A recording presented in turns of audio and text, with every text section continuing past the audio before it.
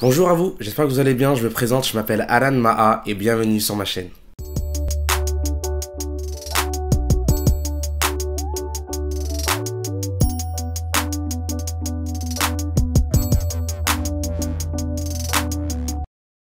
Alors je me présente du coup, je m'appelle Alan Maha comme je l'ai dit, je suis musicien, chanteur, danseur, je fais pas mal de vidéos de musique, vous pouvez les retrouver sur le reste de ma chaîne. Et à côté de ça, je fais des études en marketing et aujourd'hui j'ai eu l'envie de faire une vidéo plus ou moins typée motivation afin d'encourager les gens dans un domaine qui est, dans une chose qui est très importante pour moi, c'est le fait de s'aimer, l'amour. Et ce sont des conseils que j'aurais adoré avoir quand j'étais plus jeune, ça m'aurait tellement évité des galères. Mais non, je le savais pas et j'ai mis beaucoup de temps pour les apprendre et j'essaie de faire cette vidéo justement pour les donner aux autres afin que eux ne fassent pas les mêmes erreurs que moi. Je tiens par ailleurs à préciser que mes inspirations viennent de ma foi chrétienne. C'est à travers ça que j'ai eu les outils qui m'ont permis de réaliser cette vidéo, que j'ai appris durant les 2-3 dernières années et qui m'ont vraiment permis d'évoluer et que j'espère vous plairont. D'accord? Let's go. Alors le sujet du jour c'est apprendre à s'aimer. Alors je pense que la première chose à faire, c'est d'abord connaître sa valeur, savoir ce que nous on vaut, ce que l'on représente dans cette société et comprendre où est-ce qu'on en est. C'est la première étape. On est tous capables du meilleur, on est tous capables de faire de grandes choses. S'il y a quelque chose qui vous passionne, vous prenez le temps pour le réaliser, vous avez envie de vous améliorer, vous avez envie de faire un travail minutieux et bien fait. Ça veut dire que vous êtes capable de faire des choses de très bonne qualité si c'est quelque chose qui vous intéresse. En même temps, quand il y a quelque chose qui ne vous plaît pas et qui ne vous intéresse pas, évidemment, vous ne mettez pas du cœur à l'intérieur et ça se sent sur le résultat final. Malheureusement, les gens ne voient que le mauvais travail. Ils vont rarement mettre en avant le travail bien fait, mais surtout le travail qui a été raté. Et on a tendance à être défini dans la société par rapport à nos erreurs plus que nos réussites. Et ça, c'est déjà un problème. Ce qui fait qu'on perd la valeur de nos capacités de travail et que on se sent réduit et qu'on n'arrive pas à voir le bon côté de ce qu'on est capable de faire. Il faut comprendre que l'on n'est pas défini à travers le regard que les autres ont sur nous et les étiquettes qu'ils posent, mais vraiment à travers ce que nous sommes et ce que nous sommes capables de réaliser et nos rêves. On peut en même temps parler de l'école. Moi je ne suis pas du tout fan de ça, j'ai jamais vraiment apprécié. J'étais pas mauvais, j'étais pas non plus parmi les meilleurs, mais je n'ai jamais apprécié ça, je n'ai jamais apprécié la manière dont on étudiait les choses. Beaucoup de choses trop globales qui ne m'ont pas aidé à m'axer vers des domaines qui m'ont passionné. Et j'ai mis beaucoup de temps pour comprendre la valeur de pourquoi j'étudiais cette matière-là, pourquoi je faisais de l'histoire, pourquoi je faisais des mathématiques et toutes ces matières. Ce n'est qu'aujourd'hui, en grandissant, que je me suis rendu compte de l'utilité que ça avait, parce que j'ai appris à le découvrir par moi-même, parce que à travers mes passions, j'ai su donner de la valeur à toutes ces matières que j'ai connues auparavant et me dire ça, en fait, ça peut me servir. Donc l'école au final, c'est pas la seule manière d'apprendre. Et c'est pas parce qu'on échoue à l'intérieur que ça veut dire qu'on est mauvais. C'est pas parce que les gens, les professeurs, nos parents voient des mauvais résultats que ça veut pour autant dire que nous sommes foncièrement mauvais dans toute chose. Une autre chose pour apprendre à s'aimer et pour connaître sa propre valeur, c'est qu'il faut se déculpabiliser. On fait tous des erreurs, on en a fait auparavant, on en fait tous les jours. Mais à partir du moment où nos erreurs nous culpabilisent, on finit par se réduire et à s'abîmer et c'est pas du tout la bonne mentalité. Tout ce que ça va faire, c'est vous faire perdre confiance en vous. La deuxième étape pour apprendre à s'aimer, c'est de se traiter bien, se traiter correctement, apprendre à s'apprécier et se donner de la valeur soi-même. C'est une étape hyper importante parce que c'est ça qui va faire que vous allez retrouver confiance en vous. Quand nos parents nous font à manger, rangent nos chambres, nettoient nos vêtements, ils prennent soin de nous. Et est-ce que nous, derrière, on est capable de prendre soin de nous-mêmes? Ou est-ce qu'on est obligé d'attendre que les autres le fassent pour nous afin de se sentir bien? On mérite d'avoir une chambre propre, on mérite de manger bien, on mérite d'avoir des beaux vêtements, on mérite de se sentir à l'aise dans notre peau. Et ça, on n'aura pas tout le temps des gens qui seront là pour le faire pour nous. Et on ne doit jamais attendre quelque chose des gens, on doit attendre des choses de nous-mêmes et espérer les choses des gens, mais jamais avoir des attentes auprès d'eux. La première personne à qui on doit avoir des attentes, c'est nous-mêmes.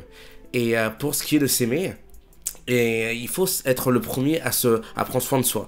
Et il y a plusieurs choses pour le faire. Déjà, range ta chambre. C'est une bonne chose. Parce que c'est là où tu vis, c'est là où tu crées tes idées, c'est là où tu travailles, c'est là où tes rêves vont naître. Si en fin de compte tu ne vis pas dans un endroit propre, qui est carré et travaillé, nettoyé, qui est pris, ou quelqu'un en a pris soin, comment tu veux espérer grandir dans un environnement sain ? Pour pouvoir avoir des rêves sains et pouvoir les travailler, il faut que toutes les choses qui sont autour de toi aillent dans ton sens, Et ton milieu, ta chambre, en fait partie. Ton armoire en fait partie. La manière dont tu traites tes vêtements en fait partie. La manière dont tu gères ton bureau. La manière dont tu ranges ton lit. Toutes ces choses-là, ce sont des petites choses. Mais si toi, tu es capable de le faire par toi-même, sans passer par tes parents ou par quelqu'un d'autre, alors dans ce cas-là, tu commences déjà à bien te traiter.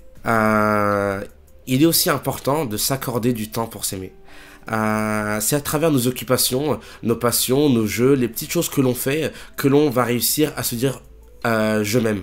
Moi, par exemple, en tant qu'Africain, avec des cheveux afro, j'ai pris le temps de laisser pousser mes cheveux et aujourd'hui j'en prends énormément soin.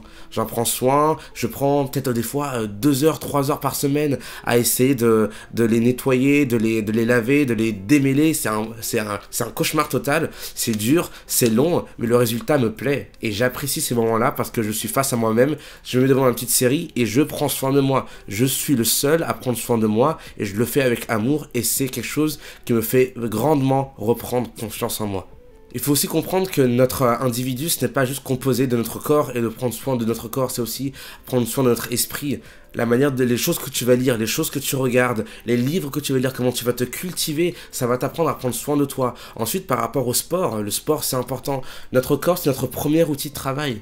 Ça veut dire que si on ne prend pas soin de notre corps, on va devoir le porter toute notre vie et il va nous endommager, il va nous ralentir dans notre progression. On doit prendre soin de notre corps. Faire du sport, c'est important. Manger bien, c'est important. C'est essentiel, c'est vital. C'est esprit sain, corps sain. Se cultiver spirituellement et psychologiquement et intellectuellement et en même temps travailler physiquement ce que l'on est capable de faire. C'est extrêmement important.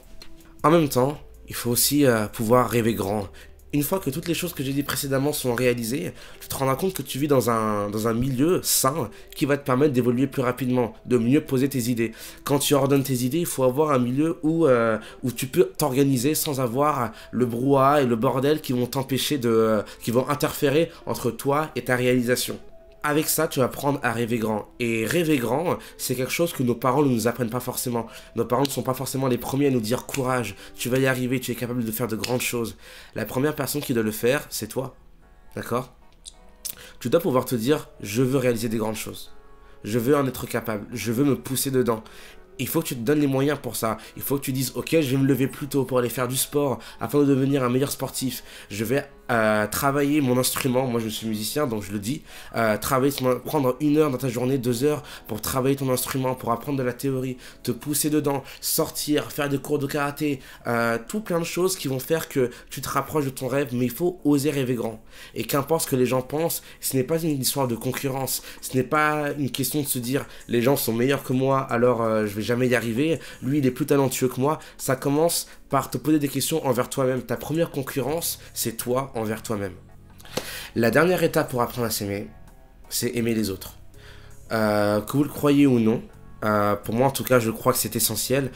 La manière dont on traite les autres reflète énormément la manière dont on se traite soi-même. C'est-à-dire que si tu te mets à détester toutes les personnes que tu rencontres, à se moquer d'eux, à leur parler mal, à les sous-estimer, à les rabaisser, finalement c'est quelque chose que tu fais aussi avec toi-même. Tu ne peux pas encourager les gens si tu n'es pas capable de t'encourager.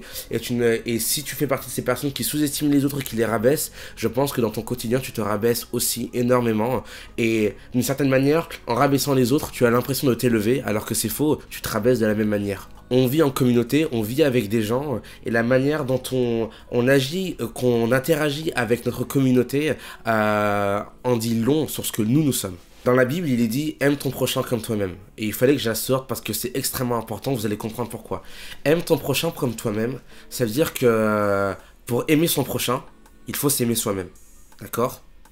Ça veut dire que si tu ne t'aimes pas, si tu n'arrives pas à t'apprécier pour ce que tu es, tu ne seras jamais capable d'être une source d'inspiration pour les gens qui sont autour de toi. Tu ne seras jamais capable de les influencer en bien et de les aider dans leur combat. Par la même occasion, tu n'arriveras jamais à les aider eux si toi tu ne t'aimes pas. Donc, il y a une sorte d'équivalence, une sorte de corrélation entre la manière dont tu traites les autres et la manière dont tu te traites. Tu ne peux donc pas aimer trop les autres et ne pas assez t'aimer. Beaucoup de filles, beaucoup de femmes, beaucoup de jeunes garçons tombent amoureux et sortent avec des filles dans l'espoir que ces personnes-là vont les remonter dans leur estime. Et que à travers l'amour qu'ils éprouvent pour cette personne-là et le soin qu'ils leur donnent, ils vont se retourner de la valeur. Et donc, ils aiment plus les autres qu'ils ne s'aiment eux-mêmes, et à travers la manière dont ils aiment les autres, ils ont l'impression de mieux s'aimer. Je tiens à dire que c'est extrêmement problématique, parce que ça veut dire que tu définis ta valeur à travers les autres, ça veut dire que tu n'es pas indépendant dans ta manière de t'aimer, et que les gens ont une influence sur toi. Et une fois que ces personnes-là ne t'aimeront plus, ne se sentiront plus l'utilité de t'avoir en leur compagnie, ils vont se débarrasser de toi, et toi tu vas te retrouver seul, et ta confiance en toi va être totalement brisée. Il ne faut pas dépendre des autres, émotionnellement. Il faut être le plus indépendant possible, c'est essentiel si on veut apprendre à s'aimer. Car on ne s'aime pas à travers les autres, on s'aime à travers soi-même. Tu dois aimer autant les autres que tu t'aimes toi. C'est-à-dire que tu ne dois pas non plus te surestimer et te survaloriser. Dans ce cas-là, ça devient de l'orgueil et tu te sens supérieur aux autres et tu les rabaisses. Et toi, au final, tu vas perdre en communication avec les autres. Tu vas mal interagir avec eux. Et crois-moi qu'un jour ou l'autre, ça va te retomber dessus. S'aimer trop, ça ne sert à rien. S'aimer plus qu'on aime les autres, ça ne fonctionne pas. Il faut s'aimer à la juste valeur, à un même niveau d'équivalence. Il faut s'aimer à un même niveau d'amour. Une autre manière d'apprendre à s'aimer, c'est d'aider les autres. Aider les autres, c'est extrêmement important. Je crois que c'est essentiel et c'est comme ça qu'on va rendre ce monde meilleur. Aider les autres, c'est voir que les gens ne vont pas forcément bien. Quand tu vois que les gens ne vont pas forcément bien, c'est parce que souvent ils ne s'aiment pas, ils ne s'apprécient pas et n'ont pas l'impression d'avoir leur place dans la vie. Ils n'ont pas de lieu auquel ils appartiennent, ils n'ont pas de groupe social avec qui ils peuvent se sentir en relation. Ça veut dire qu'ils sont complètement isolés dans la société. Et ce sont souvent des gens qui n'arrivent pas eux-mêmes à se donner de la valeur, car ils ont besoin des autres. Il faut être capable de détecter ça dans la société. Il faut être capable de regarder ses amis, les gens qui nous entourent, et se dire « cette personne-là a du mal à s'aimer ». À ce moment-là, il faut lui donner les mêmes clés que tu as reçues toi, afin de le permettre à lui de se redonner de la valeur. Tout le monde n'a pas appris à s'aimer. Nos parents ne nous ont pas appris à nous aimer. Nos amis ne nous apprennent pas à nous aimer. Et nos petits copains, nos petites copines ne nous aident pas à nous aimer. Il faut savoir le faire. Il faut savoir le faire.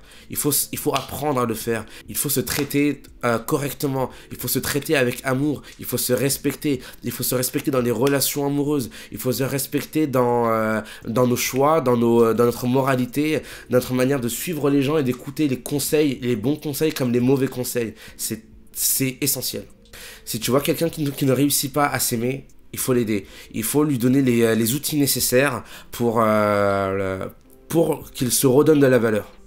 Et peut-être que tu peux lui partager cette vidéo-là, peut-être que tu peux lui proposer toutes les clés que je t'ai données afin qu'il puisse lui aussi retrouver son moral et savoir où aller. D'accord ?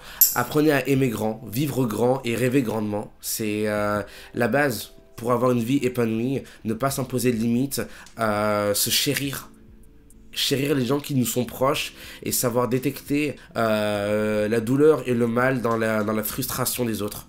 D'accord ? Et pour ça, il faut apprendre à les aimer. Parce que quand tu les aimes, tu peux les écouter, tu peux t'intéresser à eux. Et tu t'intéresses à eux de la même manière que tu aurais aimé qu'on s'intéresse à toi. D'accord ? Je crois que j'ai tout dit pour aujourd'hui. Je te remercie de m'avoir écouté. Je te souhaite une très bonne journée. C'est Alan Maha. Tchuss tchuss.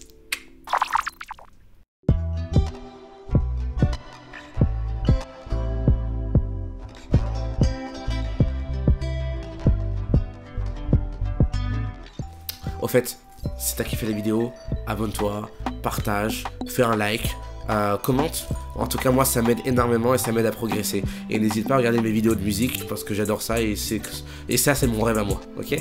Tchuss tchuss.